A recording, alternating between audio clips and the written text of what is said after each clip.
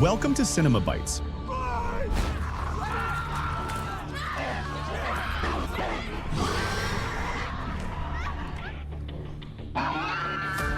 Your go-to for movie recaps in a flash. Big twists, epic moments, all in just minutes. The events begin with two flight attendants named Paula and Jenny on their way to the airport for a flight. Paula was excited about this trip because she planned to attend a party after they reached their destination. Jenny joked, "We'll have a blast." They arrived at the airport and began checking the passenger list with Captain Forrest and his assistant, Willie. The number of passengers was very low on this flight because of the bad weather. We notice that Willie looks unwell, with red eyes, and he tells them he was infected by his dog, which has the flu. Paula wishes him a speedy recovery. Later, Jenny steps off the plane to greet a passenger named George, who had a bad attitude. He was upset with his father for making him travel alone. After a while, the passengers start boarding the plane, beginning with Dr. Ken, a paralyzed doctor who cannot speak. His wife, Biff, lovingly takes care of him. At this moment, Ralph arrives. When he sits down, he struggles to fasten his seatbelt. We then see a scientist named Henry boarding with a cage of rats. The flight attendant jokes, "They're not allowed on board."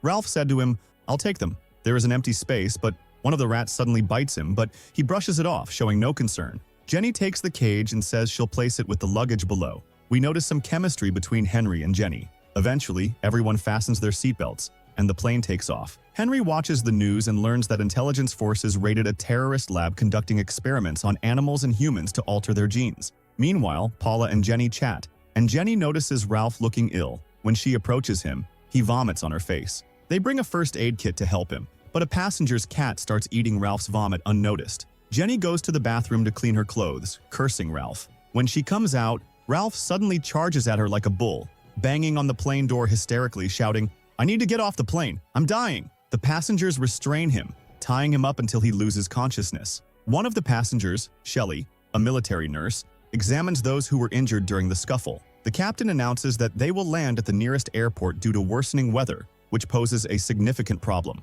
The flight attendants instruct everyone to fasten their seatbelts as the plane shakes violently because of the strong winds. Jenny tells the passengers to lower their heads for safety. Ralph, unconscious, lies near the plane door. Paula and Jenny lift him onto a seat and try to fasten his seatbelt. Suddenly, Ralph wakes up and bites Paula on her nose. Ralph, now making terrifying noises, tries to bite another passenger, but Henry intervenes and locks him in the bathroom. The plane lands, but the gate won't open. The airport staff instructs them to wait, but the captain defies orders, parking the plane directly in front of the exit gate. A man named Ed opens the gate for them. As passengers begin to disembark, Forrest and Willie block the bathroom door to prevent Ralph from escaping and attacking anyone. All passengers leave except Dr. Ken and his wife, Biff. The passengers reach the exit door, only to find that airport officials have locked it. Ed tries to call for help but receives no response. He decides to lead the passengers to a staff exit, but that door is also locked. They are confused about why the officials are trapping them. Ed attempts to activate the electric generator to open the automatic doors, but it's futile. Surveillance cameras monitor them, and Ed informs the group that they're being watched. They hear the sound of police cars and ambulances, feeling relieved, thinking help has arrived. But when they peek through a small opening, they are shocked to see the police aiming weapons at them. A police officer announces that they are under quarantine and must wait for further assistance to ensure their safety. The passengers are devastated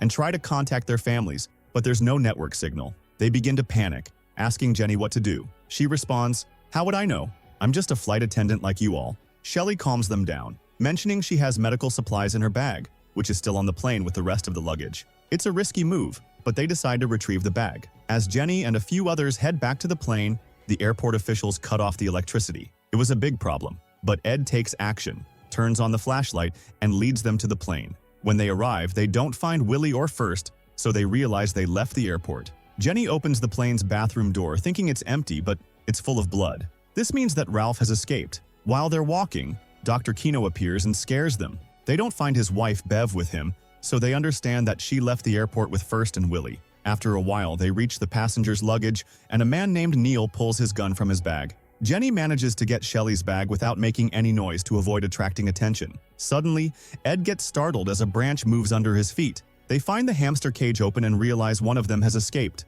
As they leave the luggage area, Jenny sees the pilot walking away from the plane door, moving like a rat and making similar noises before running outside the plane. Jenny feels someone is behind her, and she's terrified. When she turns around, she finds the pilot, first, with red eyes trying to bite her, but the rest of the group arrives just in time to save her. Ed fights him, and Neil shoots him with the gun, killing him.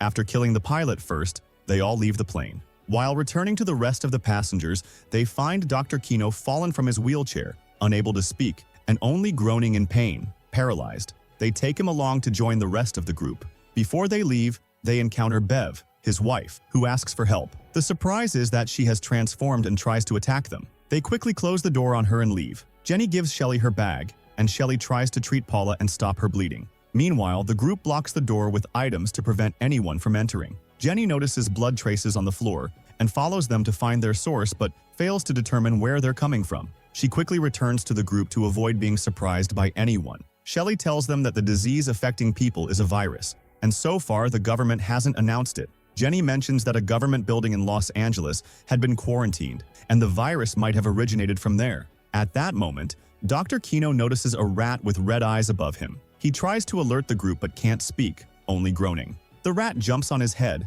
and despite Kino's attempts to scream, he remains silent. George sees the rat and tries to catch it, but unfortunately, it bites Dr. Kino. They manage to capture the rat and lock it in a bucket. Shelley treats Kino's wound. The group agrees to lock both Kino and Paula in a cage to prevent them from transforming and attacking them. They move them to the cage and secure it with iron bars. Ed examines the rat and notices its leg is tied with a white plastic band, understanding that the rat had been experimented on to become this way. George suggests that Henry is behind this, as he brought them onto the plane. Henry denies it, claiming he didn't bring anything with him. Jenny confronts him, accusing him of lying. Before he can respond, Ralph appears and attacks Jenny, trying to bite her. She screams loudly, and the passengers rush to save her. Luckily, Henry and Ed strangle Ralph with a rope, killing him. Afterward, they hear someone on the radio telling Ed that help has arrived and not to worry. They all rush to the door, where 4 officers enter. The passengers believe the rescue team has arrived. However, the officers announce that no one will leave until certain procedures are completed.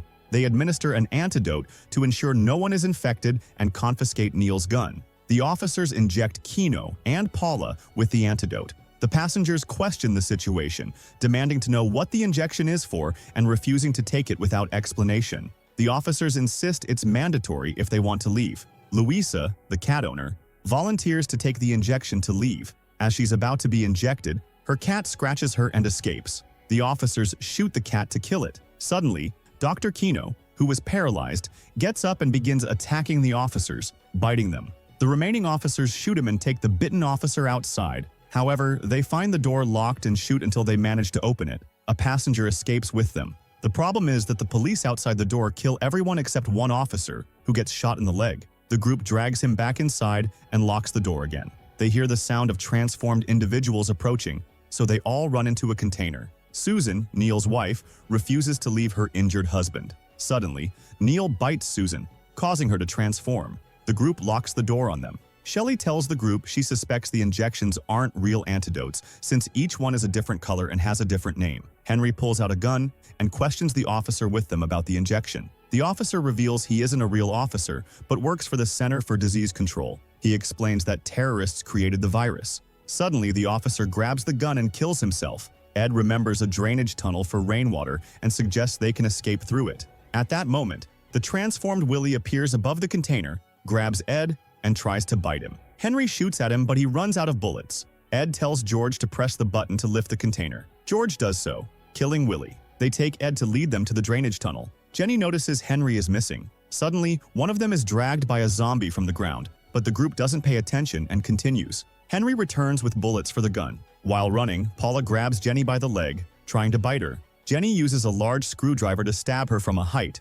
killing her. Ed leads them to an office in the area, where they search for maps to locate the drainage tunnel. And indeed, they manage to locate the passage. At that moment, Georgie tells them he stole Henry's bag and shows Jenny the items inside. They discover papers and documents related to scientific experiments, along with a small black box indicating that Henry is hiding something from them. At that moment, Susan and Niall arrive, but before they can eat them, Henry appears and eliminates them. After Henry leaves, Ed notices he's infected and could transform at any moment. Georgie then opens the black box and finds a serum and a set of other injections inside. At that moment, Henry confesses everything, revealing that he is part of a terrorist group aiming to eliminate half of the planet's population, claiming humans are the worst creatures on Earth. He raises his weapon, demanding Georgie hand over the serum. Ed jumps on Henry, trying to kill him, but the madman shoots Ed, killing him. Everyone panics, and Georgie gives Henry the serum to prevent him from going berserk and killing them too.